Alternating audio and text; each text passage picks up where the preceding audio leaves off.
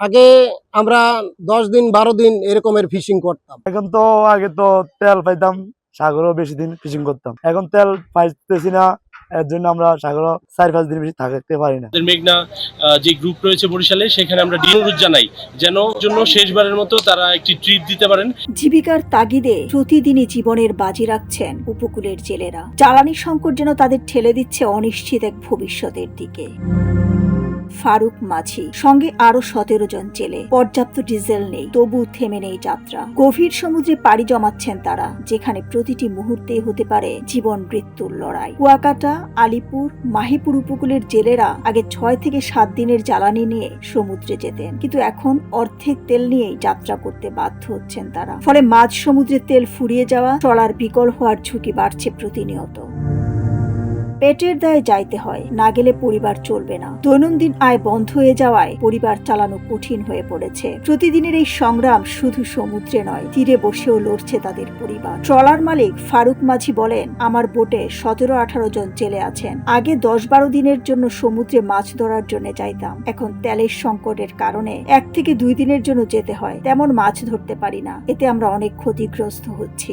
আগে আমরা 10 দিন 12 দিন এরকমের ফিশিং করতাম, সাগরে যাইতাম, মোটামুটি কায়দায় ফিশিং করতাম। এখন তেলের কারণে মনে করেন আমরা আগে 7 দিন 8 দিন ফিশিং করতাম, এখন তেলের কারণে সাগরে থাকতে পারতাছি না। তেল নিয়ে যে পরিমাণ তেল নিয়ে যাই, 2 দিন 1 দিন থাকতে হয়, 2 দিন 1 দিন থাইকা তরে আসতে হয়, কিন্তু আমাদের যে ইঞ্জিল আর যেই বোট, এই তেলে আমাদের কিছু হয় না। জেলেরা জানান, আগে তো তেল পাইতাম, সাগরে বেশি দিন ফিশিং করতে চাইতাম, এখন তেলও পাই না, তাই বেশি দিনের জন্য যাইতে পারি না। অনেক ঝুঁকি নিয়ে আমরা সমুদ্রে যাই। এখন তো আগে তো তেল পাইতাম, সাগরও বেশি দিন ফিশিং করতাম। এখন তেল পাইতেছি না, এর জন্য আমরা সাগরও 4-5 দিন বেশি থাকতে পারি না। শুধু তেলের সংকটের কারণে আজকে আমাদের মৎস্যজীবীদের অবস্থা খুব বেহাল অবস্থা হয়ে যেতেছে। আর এই মৎস্যজীবীর কারণে দেশের অর্থনৈতিক অবস্থাও খারাপের পরিস্থিতির দিকে যাইতেছে।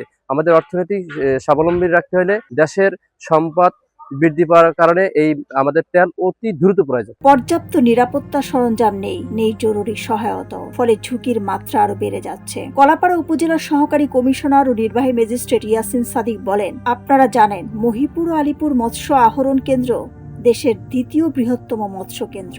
আগামী 15 এপ্রিল থেকে 58 দিনের মৎস্য আহরণ নিষিদ্ধ থাকবে। এখন সারা দেশের মতো এখানেও তেলের চরম সংকটে ট্রলার মালিকরা তেল পাচ্ছেন না। শেষবারের মতো জেলেরা যাতে একটা ট্রিপ দিতে পারে, সেই লক্ষ্যে উপজেলা প্রশাসনের পক্ষ থেকে মেঘনা গ্রুপ থেকে তেল সরবরাহের ব্যবস্থা করে দিচ্ছি।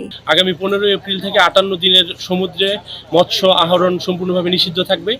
এই প্রেক্ষিতে আমাদের যেহেতু 4টি পেট্রোল পাম্প থেকে কোনো ধরনের জ্বালানি তেল সরবরাহ করা হচ্ছে না বোটগুলোতে, আমরা উপজেলা প্রশাসনের পক্ষ থেকে আমাদের মেঘনা যে গ্রুপ রয়েছে বরিশালে, সেখানে আমরা অনুরোধ জানাই যেন জন্য শেষবারের মতো তারা একটি ট্রিপ দিতে পারেন এবং আমাদের যে মৎস্যজীবীরা রয়েছেন তারা যেন এই মৎস্য আহরণ করে সচ্ছল হতে পারেন। এখন প্রশ্ন একটাই, এভাবে আর কতদিন? জেলেদের জীবনের এই অনিশ্চয়তা কবে কাটবে?